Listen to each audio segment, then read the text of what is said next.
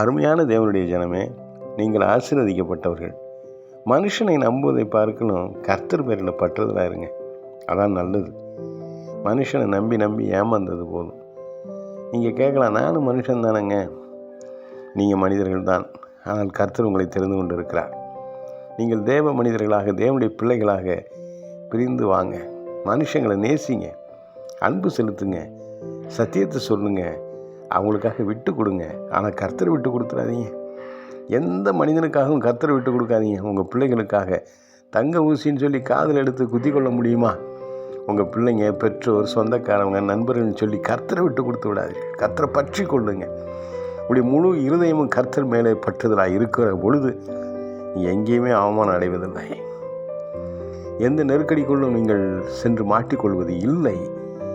கர்த்தர் தம்முடைய விசாலமான கரங்களினாலே உங்களை ஆசீர்வதிக்கிறார்.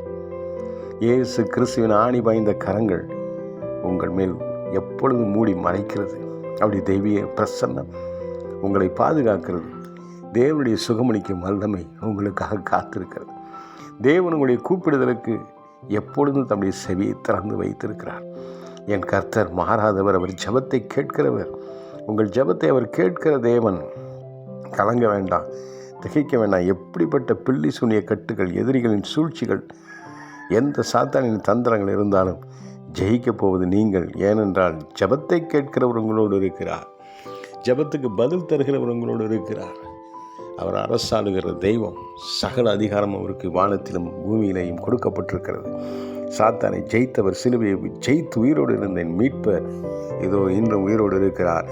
உங்களை ஆசீர்வதிப்பார். உங்கள் இருதயம் கலங்காது இருப்பதாக மனிதர்களை கணக்கிலே வைக்க வேண்டாம். இப்பொழுதே கர்த்தரை உங்கள் இருதயம் முழுவதும் நிரப்புங்கள். கர்த்தரை துதிக்கிற துதியினாலே உங்கள் இருதயத்தை வாயும் நிரப்புங்கள். உங்கள் சிந்தனை முழுவதும் கர்த்தருடைய வேத வசனங்களினாலே நிரப்பப்படட்டும். கர்த்தர் உங்கள் வாழ்வின் தேவைகளை எல்லாம் சந்திப்பார். கர்த்தர் உங்களை ஜெயிக்க வைப்பார். கர்த்தருடைய வேதத்தில் கொடுக்கப்பட்டிருக்கிற அத்தனை ஆசீர்வாதங்களையும் சுதந்திரிப்பதற்கு நீங்கள் உங்களுடைய முழு இதயத்தோடு அவரை நம்பி அவர் பக்கமாக உங்கள் இருதயத்தை திருப்புங்கள். கர்த்தர் உங்களை ஆசீர்வதிக்கிற தேவன், தெய்வீக சமாதானத்தை கொடுக்கிற தேவன், உங்கள் ஆயுசு வருஷங்களை பெருக பண்ணுகிற தேவன், உங்களுடைய சூழ்நிலைகளை மாற்றி உங்களை மனரமியத்துக்குள்ளே நடத்தி செல்கிற தேவன். கர்த்தருடைய வார்த்தையை எடுங்கள், வேதத்தை எடுத்து வைத்து நன்கு ஆழமாய் வாசித்து தியானித்து பாருங்கள். கர்த்தரை நம்பி இருங்கள். கர்த்தருடைய ஆராதனைக்கு முதலிடம் கொடுங்கள். கர்த்தருக்கு செலுத்த வேண்டிய கனத்தையும் மகிமையும் துதியும் எப்பொழுதும் செலுத்த மறவாதிருங்கள். கர்த்தருக்கு கொடுக்க வேண்டிய காரியங்களில் உண்மையும் உத்தமம் உள்ளவர்களாய் இருங்கள். கர்த்தர் உங்களை ஆசீர்வதிக்கிறவர். கர்த்தர் உங்களுக்காக யாவையும் செய்வார். அல்லேலூயா சொல்லுங்க பார்ப்போம்.